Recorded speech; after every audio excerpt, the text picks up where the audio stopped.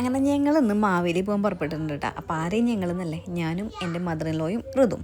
അമ്മ ഈ കളക്കം മെഴുകിയ ഏറെക്കുറെ ആയിട്ടുണ്ട് കേട്ടോ, പൂരം പ്രമാണിച്ചിട്ട്.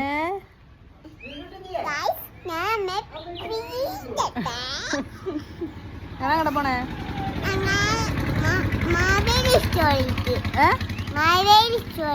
മാവേലി സ്റ്റോറിക്ക് പോവാ. ഷാരു ഞങ്ങൾ പോകണമെന്ന് നോക്കി ഇരിക്കുന്നുണ്ട്. അപ്പോൾ ഞങ്ങൾ ഷാരുവിനൊരു ബായ് പറഞ്ഞിട്ട് പോയി. ഞാൻ കല്യാണം കഴിഞ്ഞിട്ട് ഇപ്പോൾ 5 കൊല്ലം ആവാനായി ഈ മാവേലി സ്റ്റോർ എന്നാണ് ആദ്യമായിട്ട് കാണുന്നത്.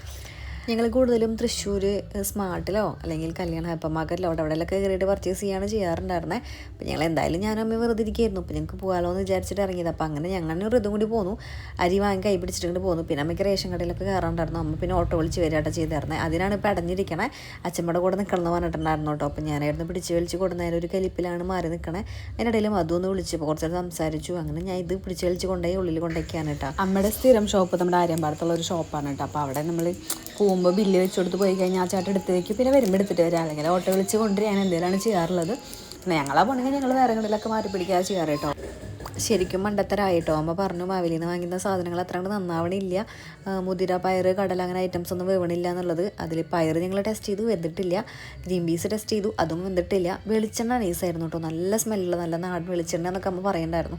നല്ല വെളിച്ചെണ്ണയായിരുന്നു കേട്ടോ. ചമ്മന്തിയിലും മറ്റേ ഉപ്പേരിയൊക്കെ മുളകിടുമ്പോൾ നല്ല സ്മെല്ല് വരുന്നുണ്ടായിരുന്നു കേട്ടോ. ഈ ഐറ്റംസൊക്കെ ചേട്ടൻ തൃശ്ശൂർ ഹൈപ്പർ മാർക്കറ്റിൽ കയറിയിട്ടുണ്ടായിരുന്നു. അപ്പോൾ അവിടെ നിന്ന് കിട്ടിയപ്പോൾ വാങ്ങിച്ചു കൊടുത്താണ് കേട്ടോ. ട്രീയിൽ കുറച്ച് ഐറ്റംസ് ഡെക്കറേറ്റ് ചെയ്യാനായിട്ട് വേണമായിരുന്നു. അതിൽ കാര്യമായിട്ടൊന്നും ഉണ്ടായിരുന്നില്ല. അപ്പോൾ ഈ ഫുൾ പാക്കറ്റിന് 100 സംതിങ് ആയിട്ടുള്ളൂ എന്ന് പറഞ്ഞപ്പോൾ എനിക്ക് തോന്നി നല്ലൊരു റേറ്റിന് കിട്ടിയിട്ടുണ്ട് തോന്നിട്ടോ. ഋതുവിൻ്റെ അംഗൻവാടിയിൽ ക്രിസ്മസ് സെലിബ്രേഷൻ ഉണ്ട് കേട്ടോ. അപ്പോൾ ഫ്രണ്ടിന് കൊടുക്കാനായിട്ട് ഗിഫ്റ്റ് മേടിക്കണമെന്ന് പറഞ്ഞിട്ടുണ്ടായിരുന്നു. അത് വാങ്ങാൻ കയറിയപ്പോഴാട്ടെ ഇത് വാങ്ങിയിട്ടുണ്ടായിരുന്നേ.